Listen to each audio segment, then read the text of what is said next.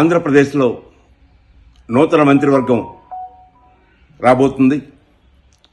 మంత్రివర్గ కూర్పులో అన్ని ప్రాంతాల, కులాల, మతాల ప్రాతినిధ్యం కల్పించడం సముచితంగా ఉంది.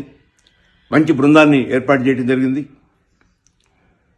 ఈ సందర్భంగా జనచైతన్య వేదిక నూతన ప్రభుత్వానికి కొన్ని విజ్ఞప్తులని చేస్తుంది.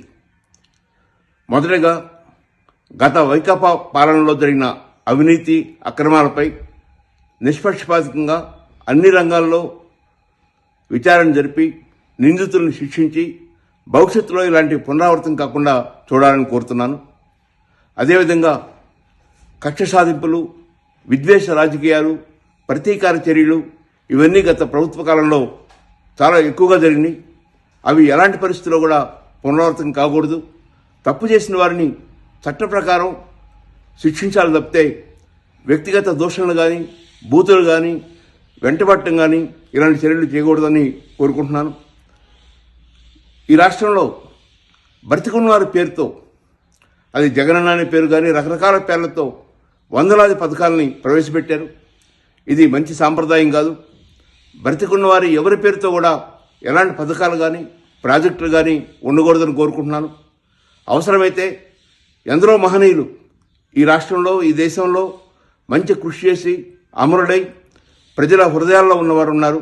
అవసరమైతే ఆయా ప్రాజెక్టులకి, ఆయా పథకాలకి వారి పేర్లు పెట్టాలి. కానీ అలా కాకుండా బ్రతికున్న వాళ్ళ పేర్లు పెట్టడం మంచిది కాదు. గత పాలనలో ఈ ప్రచార పిచ్చి ఒక పరాకాష్ఠకి చేరింది. ఇది పునరావృతం కాకూడదని కోరుకుంటున్నాను.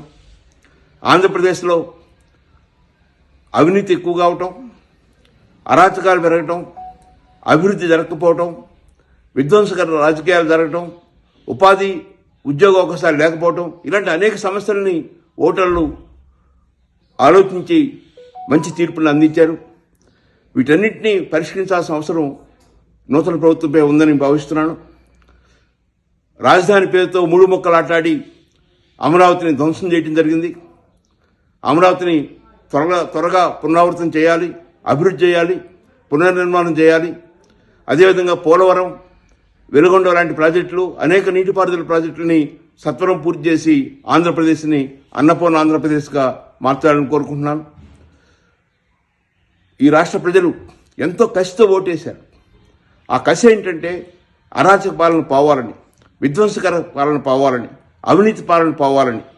అలాంటి కసితో ఓటేసిన ఓటర్లందరికీ జనచైతన్య వేదిక హృదయపూర్వకంగా అభినందన తెలియజేసుకుంటుంది.